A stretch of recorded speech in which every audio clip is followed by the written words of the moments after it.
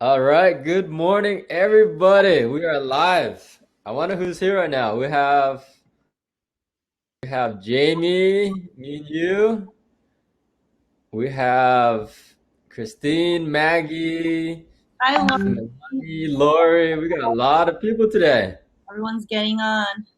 Ty, Brian, everyone's just waking up. Rob, welcome, welcome.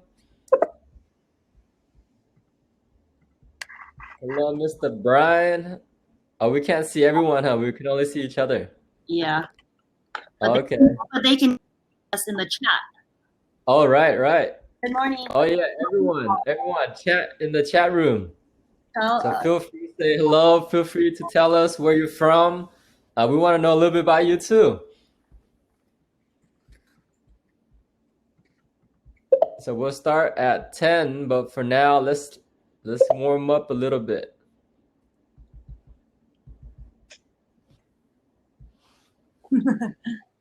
Brian said. Brian, where you from, Brian? I think he's from SoCal too, right? Where are you from, Tal? I guess we could Oh, I'm from start in a little. Bay Area. Yeah, Bay Area, California.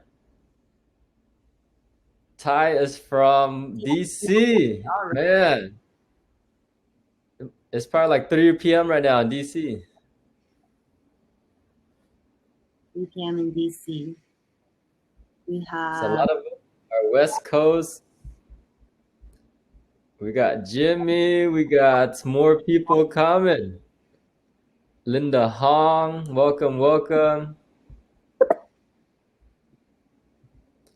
From Austin, represent. Jimmy from SF, welcome, Jimmy.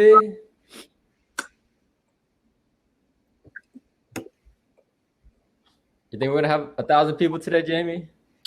I think so. Very possible. Let's do it. 1,000 people.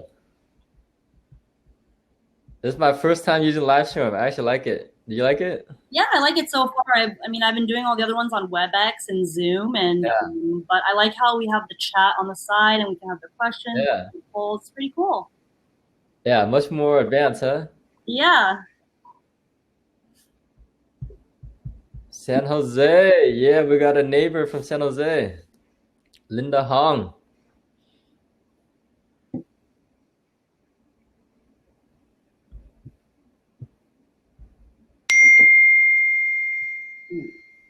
All right. What was that loud noise? I'm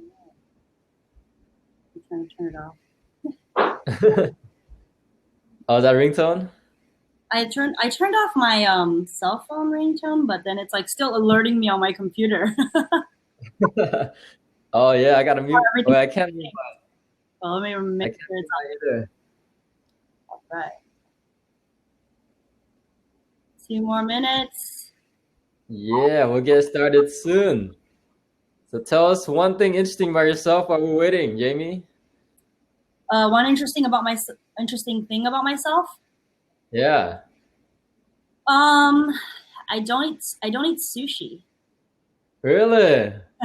That's my favorite food. I know, and every time I tell people that, especially being Asian, they think it's pretty weird. Yeah. But Mm. like besides for like a California roll, I don't eat any raw fish or anything like that. It's kind of So nothing raw, only cooked. yeah. I'll eat cooked seafood, but I honestly I don't really like it that much, so I don't eat it that Yeah. often. I like Okay, okay. it. First person to tell me that, which is good. That makes you unique. So what do you like eating? I like eating everything else, steak, Yeah. chicken, whatever, but I'm just not a big seafood person. This is all over. I can't wait to have Korean barbecue again because I can't make it Yeah, Korean barbecue is fun. Hot pot. exactly. All right, we got some more people from Atlanta, Boston, East Coast. East Coast representing Aria. Wow, a lot of Aria family here. Thank you to all my Arya family for joining us today. They're always supporting me. I Yeah, amazing. got my parents have joined us. Oh, really? Where are they? Did they have a hidden name?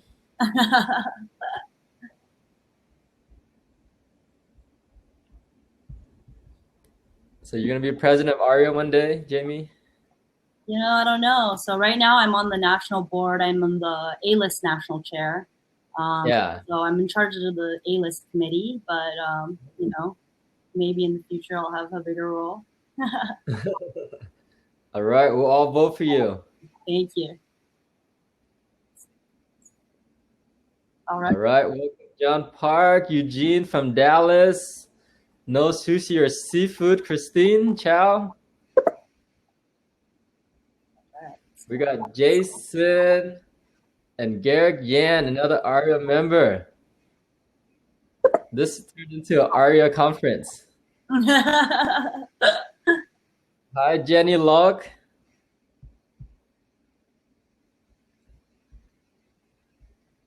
Wow, it's growing fast. 30 people. We wait for some more people to go on.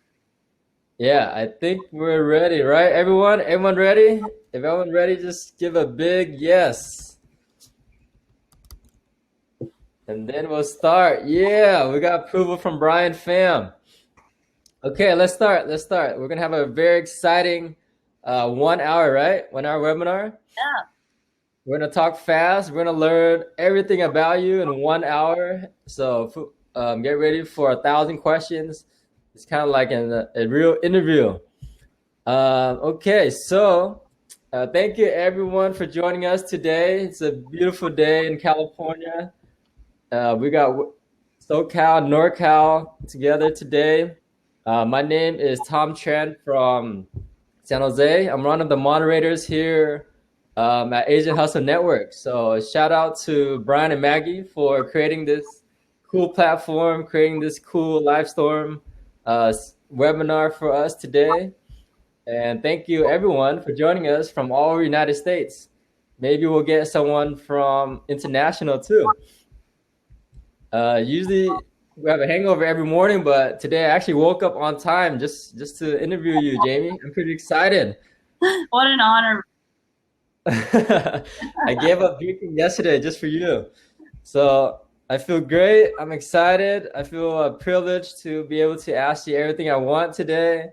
So we're going to talk a little about Jamie. We're going to learn everything about how she started, what she thinks about the real estate economy since she can tell the future.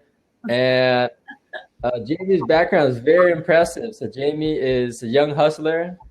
She got 30 under 30 awarded by Realtor magazine. That is hard to get, 30 under 30. So just imagine you're competing against everyone in the United States and there's only 30 people that can get it. So you got that in 2018. So that makes you, yeah. So you're still under 30, which is still amazing, right? Yes, thank you. Yeah, so I try applying for that every year and didn't make it. Now I got to apply for 100 under 100. So hopefully I'll get 100 under 100 one day. So Jamie is super smart, super savvy, young, ambitious, everything that embodies an Asian hustle network, right? So we're all about being young, hustling, and creating your own business, creating your own lifestyle. So Jamie's going to share all her secrets and tips on how she became so successful at an early age. She helps clients from 500,000 to 10 million to 20 million. So that's so cool about you, Jamie, because most real estate agents, they're kind of picky. They're like, I only work with 5 million up, or I only work with 1 million. So, but Jamie services all clientele. So that's very humbling. Very, very cool that you're able to do that in different counties too. So that's a little bit about Jamie, but I don't want to share too much. So I want to let Jamie share a little bit about herself and all the good stuff about you. All right, go ahead, Jamie. All right. Hi, everyone. My name is Jamie Tian. I'm from Los Angeles. So I am a real estate agent. I work at Rodeo Realty. I grew up in Irvine, California, and I went to UCLA for college. So when at UCLA, I studied environmental science. And originally my plan was to go to law school and go into environmental law. And during college, I was actually working at a law firm part-time as a legal assistant. And honestly, it was okay to enjoy it that much, but it was just like the path that I had chosen. I finished my LSATs and all my law school applications, and then at the time, I just decided to get my real estate license. Like when I was little, I just loved going to open houses with my parents, and I just saw opportunity. I loved watching Million Dollar Listing. So it just seemed so cool. And I was living in Westwood. I'm surrounded by Bel Air and Beverly Hills and Brentwood, and it was just so cool to see all these beautiful homes and neighborhoods around me. And I was like, I want to get my real estate license. So, during my senior year at UCLA, I just decided to hop online, start taking some real estate classes, and then I took my exam and I passed. So I just decided to dive right in. And so I quit my job at the law firm, even though I was still in school at the time, doing my undergrad. And then I started working in real estate. And by the time I graduated from UCLA, I'd closed 2 deals already, which was pretty amazing and cool. I mean, I was still a full-time student. So I was going to all my classes, studying, doing my law school applications, all that. But I was able to close 2 deals. So I was really proud of myself and motivated. At the time, being a college student, I was making $12.50 an hour at the law firm. So I had, if I had $100 or $200 in my bank account, it was pretty exciting. So just getting a couple of first commission checks was pretty crazy, right? So I really enjoyed it as well. I enjoyed the personal connections that I made with my clients, like on a person-to-person basis versus being stuck in a cubicle, like reading discoveries and things like that. So I decided, even though I had gotten accepted to law school and I had committed to going, I decided not to go, and I decided to jump into real estate full time. And that was so I started in 2012 and I graduated in 2013. And when I graduated in 2013, I just dove right in. And I did everything that I possibly knew that I could for free. At the time, I didn't have any money for marketing or anything like that. So I literally, I blogged, I wrote blog posts about random houses and listings, things that I saw, open houses, whatever. I went on, Facebook, social media, obviously, reached out to all my friends and family. I tried door knocking. I tried cold calling. I mailed letters. I mean, everything you could possibly do that I could afford that was free or basically free, I did. And then, things started working. It didn't work at first. And what the biggest thing I learned at the beginning of my career is that, like, consistency, right? So I would try one thing one day, try another thing one day, try another thing one day. If it doesn't work, I would just give up. But then I quickly found out that if you don't keep doing it day after day after day for months, it's not going to work anyway, right? So the good thing is I finally figured out, which methods I like, because every person is different and everyone has different ways to market themselves and conduct their business. Yeah. And I think you can really only be successful if you do it in a way that fits your lifestyle and that you like. So, like one person may be really good at door knocking and cold calling versus another person might be really good at going to the golf club and just hanging out with people and meeting people and networking. It's different. So you have to find your niche and, what your goal is and kind of combine that together. So I think I was able to do that, luckily early in my career. And, now 8 years down the line, here I am. Wow, just 8 years. So your first couple of years was the most challenging, and you did everything. What was your top 3 favorite thing you did your first couple of years? And what were the 3 things that you wouldn't do again anymore? I mentioned the blogging when I first started. That was one of the first things I did. Is I just made a real estate blog, and I would just write blog posts. I don't really do it as much anymore, unfortunately. It's like on my to-do list always, but like I'm busy now, and it's really hard to sit down and write like a good quality, good content blog post. But that's like something that I really want to try to keep doing. But it was amazing for me. I mean, I got like organic leads actually from, even if I just went out and I was like, today I saw 4 houses.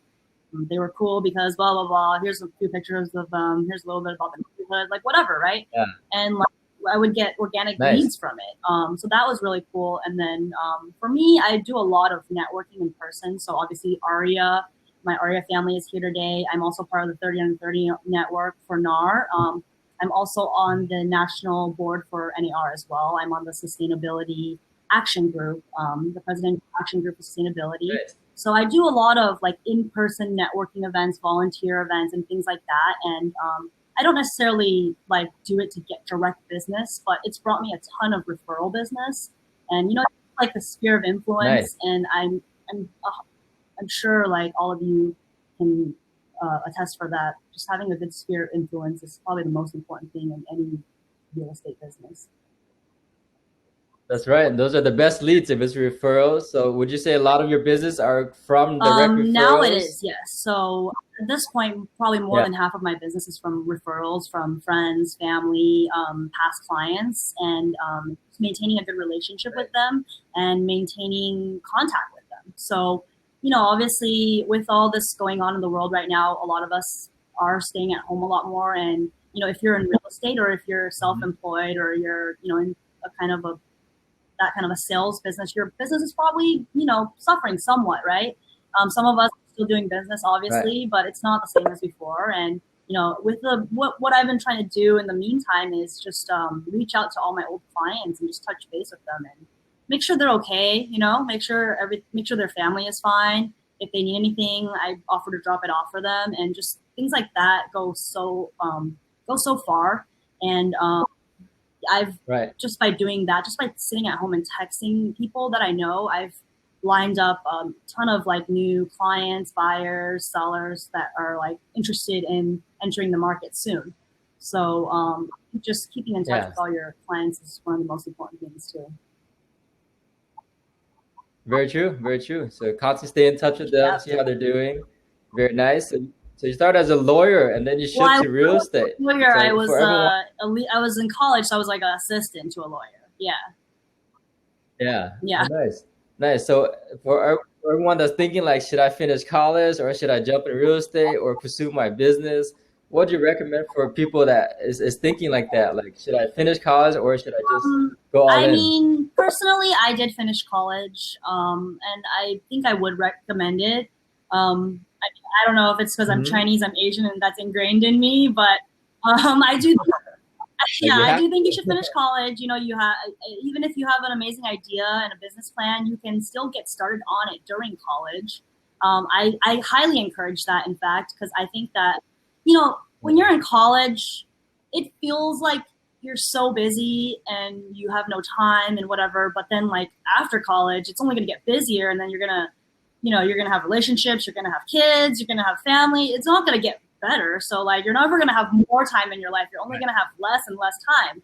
So I mean, if you are in college or like and earlier on in your career, like really take advantage of that time. And I really like for me, I was during college, I was always hustling too and trying to figure out how could I make money as soon as I get out of college so that I don't have to rely on my parents, that I can support myself and that like I could pay my rent. That was like I thought about that years in advance because otherwise you're not going to be able to, right? So definitely, but I do think you should Right. finish because you have that degree to fall back on, and I think that having my degree definitely is like, especially being so young, like being from UCLA is just another Yeah. thing that I can add to my resume. Very nice. Okay, good advice, good Yeah. perspective on that. So as you're doing real estate and when you first started, you're so young, but you use that to your advantage. You use the age and you use social media and all that. What are some of the tips that you can give to new people or even experienced people on how to really get yourself out there? Since you have so many followers, you have 15,000 followers. Even I followed you a long time ago. So how did you create such a large following and how do you Yeah. continue to build So your brand? social media, is all about consistency and the quality of your content. And you also have to adapt. So I mean, obviously like Instagram, Facebook, all these social media companies, they change and they have their algorithms. So how they were 8 years ago when I first started isn't the same as how they are now. And you have to constantly stay up to date with Mhm. how to use the platform because the platform is constantly changing. So, but in general, it's all about the quality of your posts and being consistent with posting. So, you got to post a couple times a week, but you can't overpost. You don't want to post 3 times a day. And you don't want to, you don't want to Mhm. post like, this is my coffee I had this morning. It looks pretty. Like, you know what I mean? You want to post only things that are actually interesting to people. So it needs to be a good quality picture, good quality content, good caption. It all comes together and it's very important. And then on your analytics of your social media account, you can see what days of the week or what times of the week or whatever that your followers are most busy. And you want to make sure to post during those peak hours. So most, sorry? Or what times are that Everyone's where they're peak most hours engaged? are a little bit different, but overall, I've found that, for example, like Wednesday at 11 a.m. is a really good time. I don't know why, but whenever I post at that time, I get a ton of likes. And then anytime I post like after 9 p.m., it's like no likes. So it's like, and Facebook and Instagram have their algorithms. So when you first post, if you don't get a lot of likes within like, I don't know, an hour or so, your post just dies and it's not going to show up on anyone's feed. But if you get a ton of interaction right at the beginning, then it boosts it more and more and more. And then, so basically you have to check your own followers because it depends on your time zone, the time zone of your followers, the demographics of your followers, the types of followers, and different kinds of accounts. Like if you're a travel account, if you're a real estate account, have different times that are beneficial to them. So timing is really important, consistency, and then just content. Those are my top 3 rules: timing, consistency, and content. Right, and a camera guy. So who's your camera guy behind my all camera these guy is my pictures? husband, my IG husband. Nice. So he follows you around everywhere. No, not really, but on the days that I have to take a photo. Very cool, very cool. So he gets all the credit. Exactly. Very nice. So you built your Instagram, you did all that, and so tell us more about your real estate career. What's it like to be a real estate agent? We're gonna shift to what it's like now versus before, and kind of what is it like to be a real estate agent in general? Well, before all this madness happened, obviously in March, like in January through March this year, the market was better than ever. I've never had a busier winter in my career. Normally in the winter, we do see like a little bit of a slowdown, but this year, I mean, it was busier than ever. I closed 6 deals during March that were open, obviously prior to stay at home, during like February. And as soon as the stay at home order started, what was it, like March 19th or 20th? Business literally came to a screeching halt. Especially because at the time when the first, order came out, realtors were not essential. So we couldn't show properties for probably a week or 2 at all. And then they started amending the orders, allowing showings of vacant properties, allowing showings with disclosures, and then different counties and cities started doing different regulations. And so it's started to pick up a little bit in terms of showings, but in general, most of us are just staying at home. We're doing things virtually. It's not the same as before. I mean, before I had 4 or 5 open houses every weekend. Myself, my husband, my office mates were all sitting the open houses every weekend. Every day I have probably 10 appointments, listing appointments, showings, buyer consultations. I'm meeting tons of people, right? I mean, every day I'm probably meeting 20 plus people. The number of people and new people that I come in contact with is huge. And not being able to do that, I mean, obviously has a huge effect on my business. But I've been trying to do things virtually. Obviously it's harder to meet new people virtually, right? We do these like networking events and things like this online, but obviously staying in touch with my past clients and my current clients virtually. I've put a couple of listings on the market where we do virtual tours, and I actually just closed on a property yesterday that we opened and closed all during this COVID crisis. So it was pretty cool. We did, the buyers initially saw the home via Zoom. It was almost like this. So I was sitting at home, the listing agent was at home, buyer and seller were each at home. We all had our cameras, and then the seller walked us through the home. And then, we were able to ask questions like, oh, can you show us the ceiling? Can you open that cabinet? Can I see behind there? What is that? Very detailed tour of the home. And then after doing that, the buyers were able to feel confident enough to make an offer. And then we proceeded with the escrow. And obviously during the inspection period, they were able to go in and make sure and view it in person, make sure they still like the home and everything. And then we closed. And believe it or not, personally, I never went inside the home, because I mean, they went inside and I did everything virtually from outside. So just because the owners still live there and to keep everyone safe, it wasn't necessary for me to physically go inside. So I did all of my consults and everything virtually, while they and the inspector and the appraiser, of course, were able to physically go inside. So it was that we were able to do that.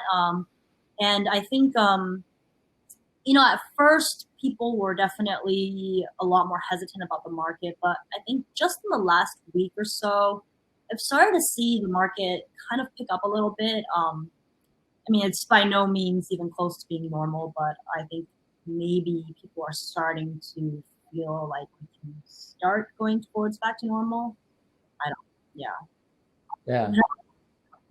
So there's still demand. There's still a lot of interest to buy real estate and list. I think so. I mean, I think, listen, the people that want to list, they obviously still want to list, and people that want to buy, they still want to buy. But obviously, there's a lot of uncertainty right now, so it's just when to pull the trigger, right? So, I mean, and no one, it's very hard to say right now, but yeah. Right. How much would you say your business dropped because of this whole COVID challenge? More than 50%. More than 50%. Wow. 75%. Wow. Yeah. So it's definitely tough. It's tough to get through this right now. It's tough to. I mean, as just like in all other small business owners, independent contractors, I'm sure, mortgage brokers, insurance agents, we're all struggling. It's tough right now. Yeah. Right. So what are the good things, and how can we get through this and still make this? What are some tips to get through this? I think number one is make sure, focus on yourself, your mental health, and your family.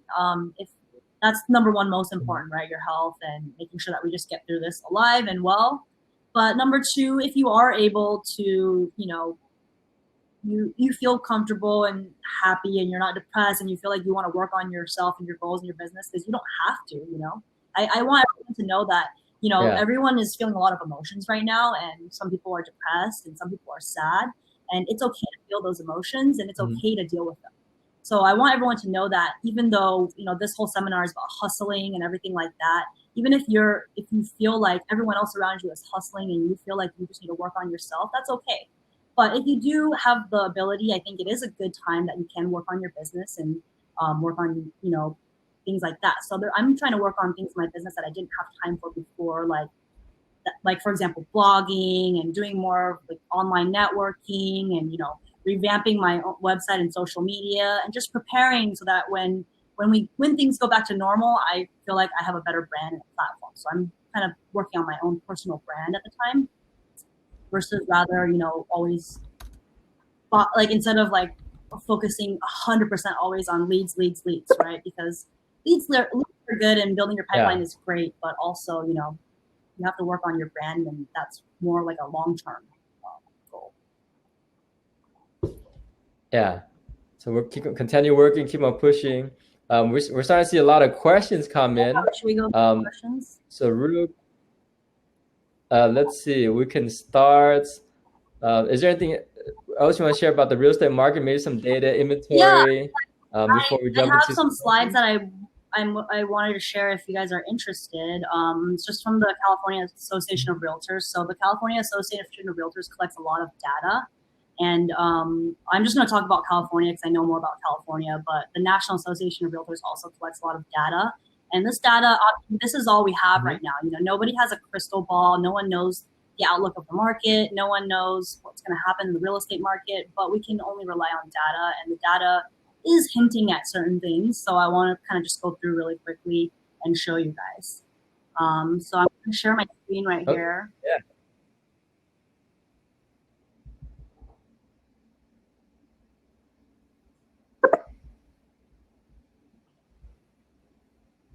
All right, can you see that? Yeah. All right. Yeah, there we go. So this is just some data that I wanted to just go through really quickly from the California Association of Realtors. So this is week 1, week 2, week 3, week 4. So they're analyzing March 6th through April 20th. So this is survey. Do you feel that coronavirus or will have a negative impact on your personal real estate business? So as of March 17th through 20th, 95% of realtors feel yes. percent of members seeing buyers withdraw their offers, up to about 50%. So, yeah. Wow. Sellers continuing to remove homes from the market. So about 57% of realtors now have had people remove their homes from the market. 1 in 4 members have had a transaction fall out of escrow. 9 out of 10 buyers are expecting lower prices. So buyers, a lot of them are waiting because they think that prices are going to go down. Yeah. Have you had a buyer attempt to renegotiate the purchase price during escrow? 30% said yes. Sellers aren't on the same page yet, though. Have any of your sellers recently reduced? Only 33% have reduced. So sellers are kind of trying to hold strong. They're trying to hopefully keep the prices off by, a lot of them have taken it off the market, but buyers are also waiting. So what does that mean? Well, closed sales are definitely down. This is the number of closed sales. So over the last week, so it's continuing going down. It's double-digit decline for the state in most regions. The big markets are leading the state. So the smaller counties aren't affected as badly as the big cities. Here's closed sales by county. So you can see week after week, it's less and less. Less and less. Central Coast, Central Valley, all the same trend. New listings down, but then it seems like in the last week, the new listings started to increase again. So we don't know if this is just if this is the beginning of a trend or if this is just a random thing. But it seems like in the last week, a little bit more activity. Too early to tell, but signs are encouraging. Signs are encouraging. So, number of listings is going out, but pending sales maybe starting to possibly increase a little bit. Good. So Bay Area and Central Valley, it says glimpse of hope in the Bay Area Central Valley. Bay Area and Central Valley is doing better than SoCal right now. The coronavirus situation in Los Angeles continues to get worse. And it seems like it's getting a little better in the Northern California region. So they're doing a little bit better. But the mortgage applications is down sharply. 60% down. 60% in California as a whole. Not too much impact to the prices so far because, not much sellers on the market and not much buyers. So very few transactions, but it's down a little bit. So it says real estate poised for a strong eventual recovery. The rates are really low and it's poised to remain low.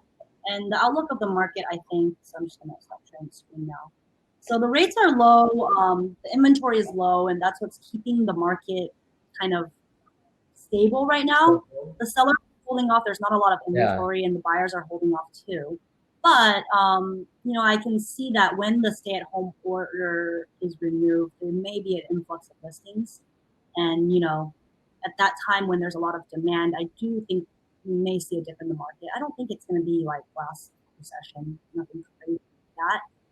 Right. I do think that drop like crazy. Quickly, and I personally, I don't know. So, but personally, I do think that the real estate market might be able to lead us out of the recession. I think that the real estate market is probably a more attractive investment right now than a lot of other sectors.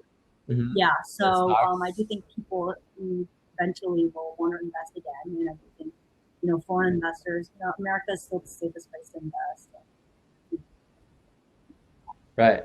Okay. So you think you're pretty optimistic about the market is not going to drop like 10%, 20%? I don't want to say percentages, but I do think that we will see a little bit of a drop in the short run. But I think it'll recover fairly quickly, and we will come out of it strongly.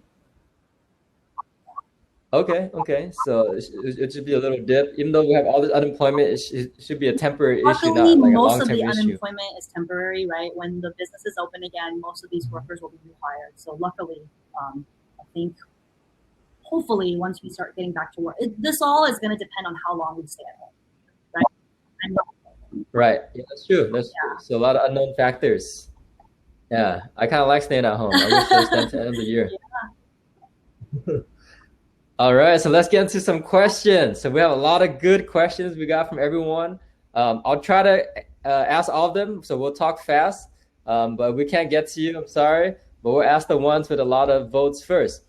So very first question, I heard first 2 years from Tyler. First 2 years as a new agent can be challenging to build your client database.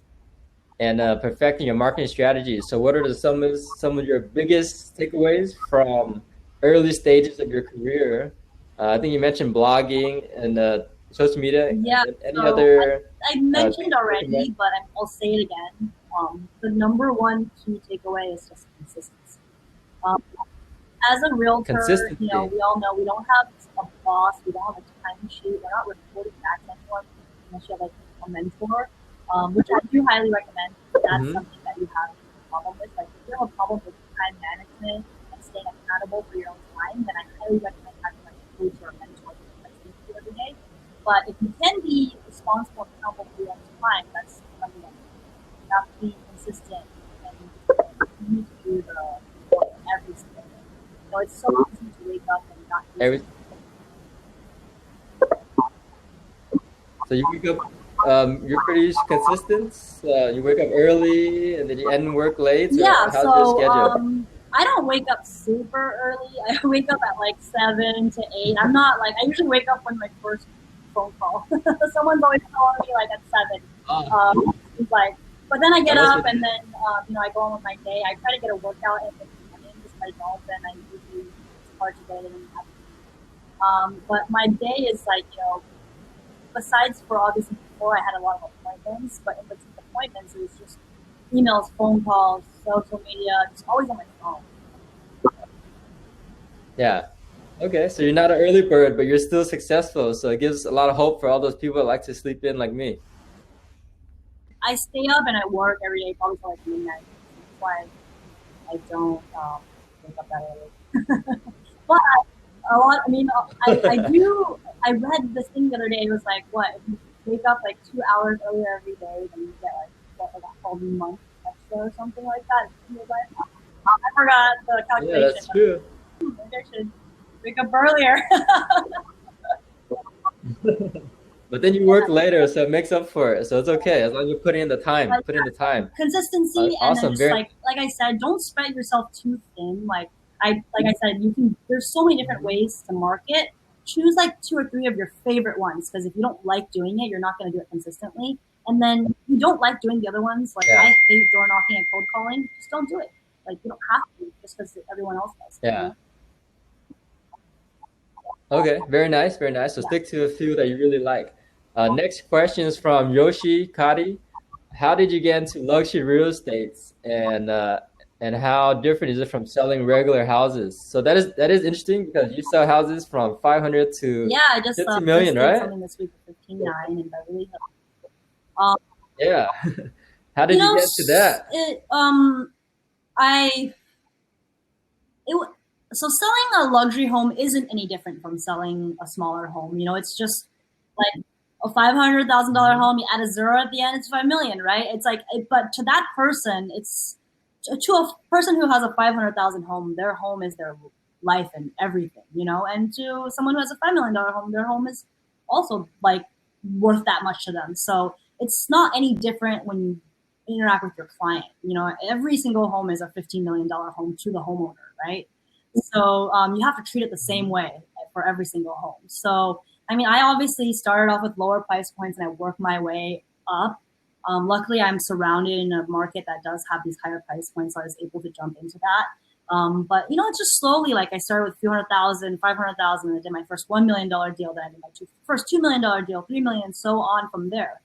And once I think it's all about just being confident in yourself, and you can't act any different just because it's a more expensive home. If you're experienced and you're a Mhm. confident agent, then it's not going to feel any different. They shouldn't, because if it does, then your client is going to notice too. But of course, Mm. marketing it is a So little bit different in terms of like I mean, it's not really different, but we do spend a lot more money to market the bigger homes for sure. Yeah. yeah. Do you cater them differently? This your Uh, high end seller, It or depends, but not necessarily. I mean, I think yes, in terms of like, obviously with a big property, you have to be there sometimes, especially if they're like investors or foreign investors. You have to help them manage the property a little bit, and there's a lot more to take care of in a big yeah. property. But in the end, like the details of a sale, the transaction, the negotiations, it's all the same process. And yeah, It's all similar. Can you tell us how you met your first high-end clients that you were just amazed and Yeah, I met my surprised? first high-end clients through Facebook. They were from Hong Kong, and they came here. Hmm. I showed them some houses. They didn't buy anything. I didn't think of anything of it. They went back to Hong Kong, and then a couple weeks later, they're like, "All right, I want to make offers on 5 houses." I was like, "What?" And he lowballed like 5 houses, around 5-6 million, all cash. We got one. Yeah. And I sold it for 5.9 million, Wow. all cash to him, and then like a couple years later, he bought another $4.5 million property. And yeah, I met him through Facebook. Through Facebook. So you're just posting things Yeah, and he he like I replied guess to he you, just saw or? something that I posted, and then he followed me or added a friend and started Yeah. seeing me. And then like later, he was coming to America, so he was like, "Oh, I remember seeing the post," so he reached out to me. Wow. So just add everyone on Facebook that might buy a Yeah. $5 million house. All right, awesome. So we got a question from Jenny Log. Can you share one of your favorite home that you helped sell and how it came about? Any challenges with that deal or anything like that? Your favorite deal or your most I did a deal complicated deal once. or It was pretty crazy. So we sold a home for 7.6 million cash, but it was the most difficult deal ever. It took almost, I think, like 9 months of escrow. Um, so wow. the reason was because my client wanted to buy this home, but in order to buy it, he had to sell his other home first. And it hadn't gone on the market yet, but he really loved this home. And he was like, once you tie it up in escrow, we'll put the other one on the market. And then once you sell it, we'll close that one. And it was like so complicated.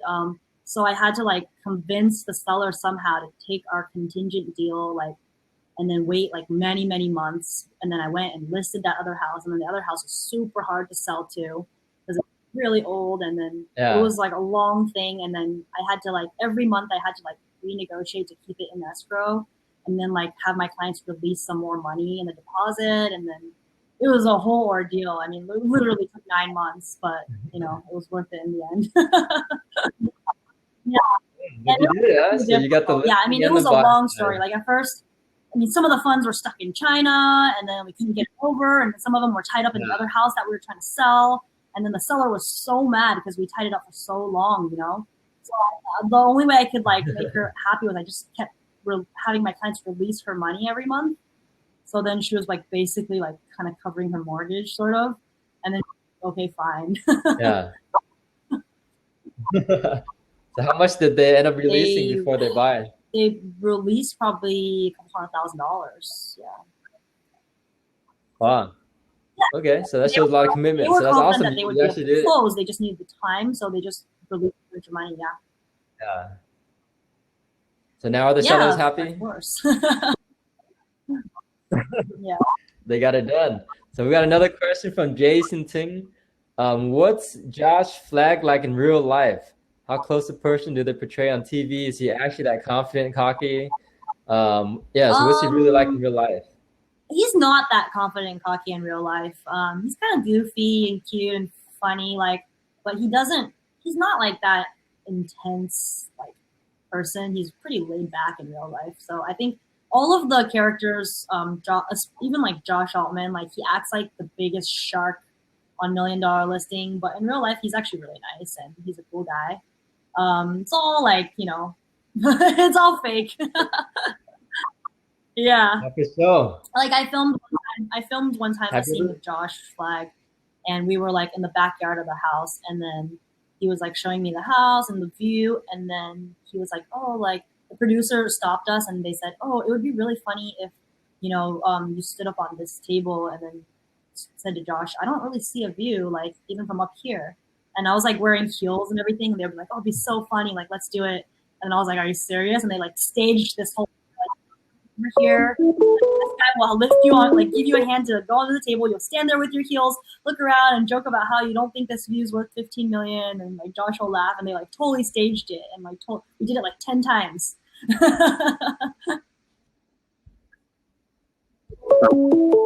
No worries. Sorry about that. My Google Voice. Let me close my Google Voice I thought it was closed, but I don't know why it's ringing. Okay. Sorry, everyone. But that's pretty cool. So have you ever done a deal with Josh and any of those $1 million listing I did a guys? deal with David and James and Mauricio. Yeah, they were all very down to earth and laid back and cool. Yeah. Very nice. So next, you'll have your own show one day too? All right, let's go over some more questions from Aaron. When you start recommending creating separate, okay, so when starting out, do you recommend creating a separate Instagram for real estate or use your main account so you can access your existing network? I recommend to use your main account. I don't see any reason to separate them. Especially in real estate. I mean, it depends. Like if you're like an attorney or a teacher or something like that, that would be different, right? But especially in real estate, your personal account is your business account and your personal sphere of influence is your clients. So there's no reason to separate it and have two separate accounts at all. Yeah. Okay, so it gets confusing. That's not only confusing, you're just splitting your followers and then you're splitting the reach and everything is halved instead of doubled, you know? So That's true. That's true. Okay, very nice. We got a question from Annie Lee. What are some must-have marketing strategies for high-end luxury homes that you use but don't use for smaller homes? You know, like drone and video marketing for sure, like aerial views, virtual. We used to not really do them as much, but Matterport tours. Now we're doing them for even small homes and all homes since we're doing virtual tourings. But Matterport tours where you can virtually walk through the home, and then you know, we do big brokers open houses. In a smaller home, the Sunday open house is much more important. The brokers open house is less important, I would say. But in a luxury home, the brokers open house is actually much more important. We don't really do like Sunday open houses much for like luxury homes because we don't want like everyone and their mom coming, you know, to view the home just for fun, right? But we do want to make sure all the top agents see the home and that their clients know that the home is available. So the open house strategy is a little bit different as well. Yeah, so more discreet, private, more discreet. Yeah, very nice. Okay. And then we got another question from Sang. If you were to start your real estate career over, what would 1 or 2 things you wish you would do differently? And what are your thoughts about being solo versus joining a team? Since I noticed you're pretty solo, you don't have a huge team or anything like that. I mean, so I think I do work by myself. I think that whether or not you should join a team or have a team is a different question. So I'll start with whether or not you should join a team. Whether or not you should join a team just depends on the type of person you are. A lot of people can benefit from joining a team when they're starting out, especially if you don't know what to do and you find yourself confused or you need that mentorship, that guidance, that learning.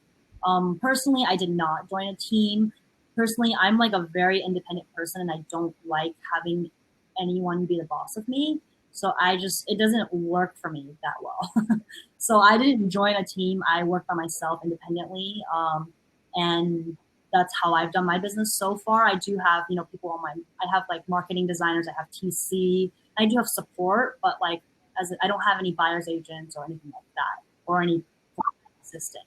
Really? That's how I work currently. I am going to expand my business in the future. And that's kind of what I've been working on now. And in the last year or so is how that looks. And I'm not sure how that's going to look for me yet either, but I'm a big, you know, I think a lot of people start a team just because they can. You know, I do have young agents and people reach out to me all the time saying, hey, can I work for you? Can I join you? But that doesn't mean that I'm ready for a team. I think I feel like I will be ready for a team when I have too much business that I can't handle it myself and that I want to give it out to my team members. I'm not going to start a team where like, okay, you can be on my team and then I just send them out there to do whatever and then not provide them with any guidance or anything like that, you know? So I think that when you're ready for a team, then, you know, it's time to start a team, but starting a team prematurely can be an issue too. That can be detrimental to a lot of agents. Yeah. Okay. So So you do all your showings yourself. You don't have a buyer's agent or anything. You drive around all over LA County. Wow, very nice. You might Yeah, need a Tesla. I was thinking about getting one, but Very nice. And then there's a part of that question. If you were to do your real estate career over, what would you do um, differently? I don't think I would really do anything differently. I'm the kind of person that I don't like to look back or have any regrets. But I mentioned this before, and I think just I'll mention it again and again because I'm a huge proponent of it. Is just don't be consistent and don't like my mistake was that I kept changing. I would like do a bus bench ad one month, and then next month I would do a magazine ad, and then I'd do a newspaper ad, and then I would like send a mailer, and then I would go to Ralph's and do like a grocery cart ad, and I'm like, nothing works. And then I wasted like so much money, but like I found out after many years of trial and error that they all do work, but you have to do them all consistently for like a year before it works. So like had I just done one of them, I probably would have gotten a lot more business in doing one of like, a little bit of each. So that's yeah, Right. yeah. Okay. So consistency. All right. We have a question from Maggie. How do you stay competitive? And then what attributes your current success? So that's a good question. Did you read books? Did you have mentors? Any training programs you like? Or how did you get so good at real estate so fast? I'm always the type of person that I always look up to people that are better than me, and I'm always watching them and what they're doing, and then I try to adapt it and make it better for myself. So like um Yeah. for example, like if I'm like if I want to make my website, I'll look at like 20 of the top real estate agents' websites. I'll get all the ideas, put them together, and then adapt it and make it into my own. So like that's kind of what I do in any aspect of life is I do a ton of research, a lot of online research, and then I kind of combine all the ideas together. I kind of make my like idea board basically in my head, and then I add a Jamie twist to it and then make it my own. Very nice. Then I was reading through the questions. Let's see, what's another good one? And then if you want to answer any of them too, we'll jump on those. So, what are your best networking events? Do you meet like celebrities or who do you meet? Anyone Um, recently? I mean, I don't meet celebrities often or anything, but I have like I've seen like I've shown homes to like Lakers and Clippers players. I've shown homes. The coolest person I've ever showed a home to was Nick Jonas. Nick Jonas, Jonas I Brothers. had I had a Oh, feeling it was going to be him, but I didn't know because his assistant set it up. But very discreet about it, and then was like, his name's Nick, and then like, but I'm like his manager, and then I like Googled the manager's name, and I was like, oh my god, he like manages Nick Jonas and like Megan Trainor, and I was like, I wonder if it's Nick Jonas. So I was like super excited, and when I got there, it was actually him, and he was like, he ah, didn't come with any bodyguards or anyone following him, just by himself. He drove himself in a regular car. He's like wearing a yeah. hat, kind of low hat, and then he was like, "Hey, I'm Nick," and then like went around, looked at the house, and then just like left. Didn't really say that much. Is that your $18 No, million actually, dollar house in Beverly it Hills? was a condo on the Sierra Towers. It was like probably 400 million. It's like the number one luxury condo in LA that like all the stars live in. And it has like a Yeah, beautiful, amazing, like 360-degree panoramic view. nice. So, how do you network with these or what is the best networking event that you went to where you met someone at that Um, caliber?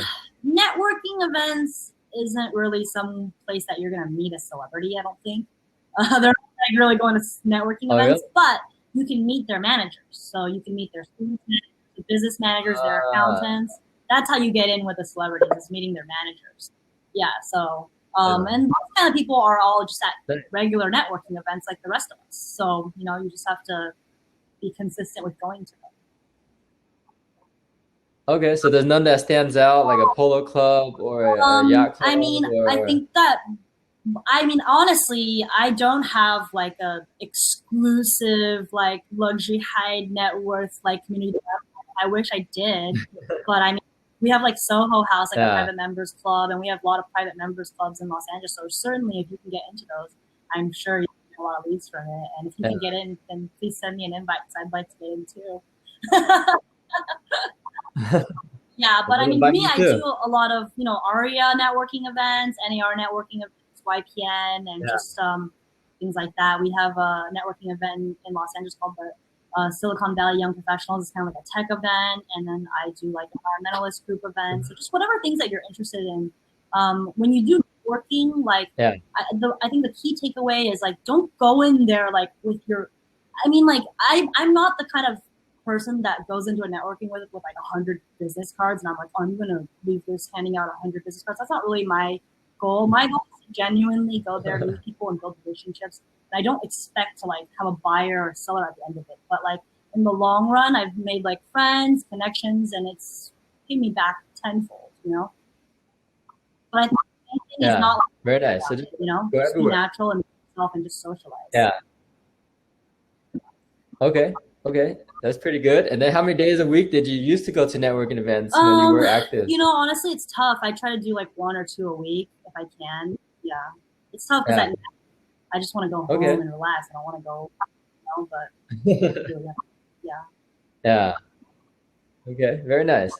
And then so there's an interesting question. Do agents still facilitate seller financing deals? So maybe is that applicable on the high end? And then how does It does commission work for these happen. deals? Sometimes it's not very often that it happens, but certainly it does, and commission works the same way. Yeah. Yeah. So have you done any of that or not really with I've done it the once high before, end? but it was all, managed by an attorney. I Yeah. wasn't really too involved in the financing paperwork, but, obviously it just helped Yeah. facilitate. Okay. Yeah. But I mean, it's like So most of the it's time like any about other money. lend. It's just like any other loan, basically. There's going to be loan doc, things like that. Yeah. Okay. Very cool. Very cool. So now let's see. Any other questions? What are some key strategies for your follow-up with clients and prospect that you've been effective? Prospecting. One prospecting thing that I've always done until like about a month ago, because I no longer do it, is I used to do a lot of bulk mail. So I did farming, postcards. Yeah, believe it or Farm? not, even though this is a very high tech industry online now, like my newspaper ads and my postcards still consistently work for me. So I have a geographic Nice. farm that I farm every single month with postcards, and but up until last month, and then the Beverly Hills Post Office said that bulk mail is no longer essential, so it's for now. Pause for now. So I'm curious, how much would you spend on marketing if it was active again? I spend a good probably 20% of my income back into marketing. Yeah. Wow. So a lot into marketing. Okay. Okay. And then what are some key strategies for your follow-up? Do you have a CRM or how do you maintain such a large database Yeah, of I use clients? a very basic CRM. I don't. I know definitely people have very integrated CRMs, but like for me, I found that those Yeah. complicated CRMs, I end up not using them. It's just too much. Yeah. So I use a very basic CRM. It's called Streak, and it's integrated into your Streak, and it's actually like a plugin that's integrated Yeah. into your Gmail, and it's very easy Uh, because it's within Gmail. And you have all your yeah. pipeline, your leads, and then you can add notes, and then it strings all your Gmails automatically into the that client's like tab, and then you can like set follow ups and things like that. Yeah. Nice. Streak. Streak. Streak.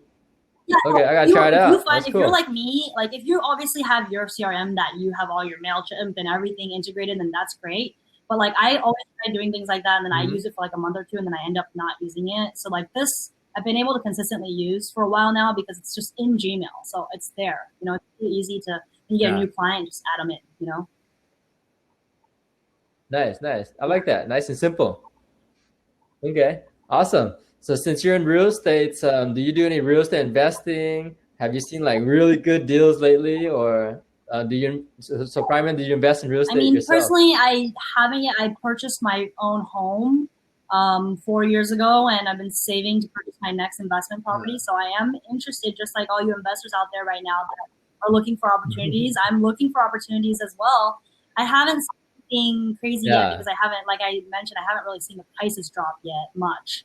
I've seen a little bit of a discount from February, March, but nothing significant yet. So I'm waiting for an opportunity too. I do think there will be opportunities, and I think one thing to keep in mind is I personally think that there's going to be a huge disparity in income levels.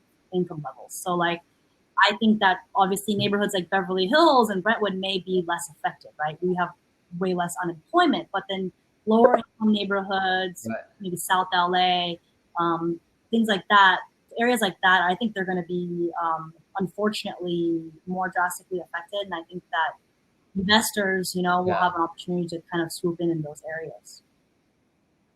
Yeah. Okay, so low to mid level might have a. And I think also if you're a nationwide investor, I think areas that have a lot of tourism are going to be heavily affected. Hawaii, Florida, areas like that. Vegas. Vegas. I was thinking about myself, like maybe I want to pick up a property in Vegas. It's I can see that they're going to be drastically affected. I think so. I mean, I see that. That's true. All right, let's combine our money and buy something. But you have more money, so I'll use your money. All right, so the question: what would your dream house look like? Now that you've seen so many different houses, what is your dream house? Is it big? Is it small? Is it a condo? What is your ultimate dream house? My ultimate dream house would be a penthouse condo with my own private rooftop deck overlooking the ocean. Yeah. I actually love condo life. I love having, obviously I would love to have a backyard, but I think if you have like a rooftop deck with an amazing view, it's basically just as good. And I love, like, if I could afford it, I would love like a penthouse, like that luxury condo penthouse life. Easy, you got your doorman, turnkey, valet. Yeah. What about you? Yeah. So that'd be Huntington Beach, right? Or I think it would probably be in Santa Monica. Santa Monica. Okay, yeah, that sounds good. I think I want the same thing. Maybe in San Diego, like a beach house, penthouse with a view. You do like a timeshare situation. Okay, we should do that.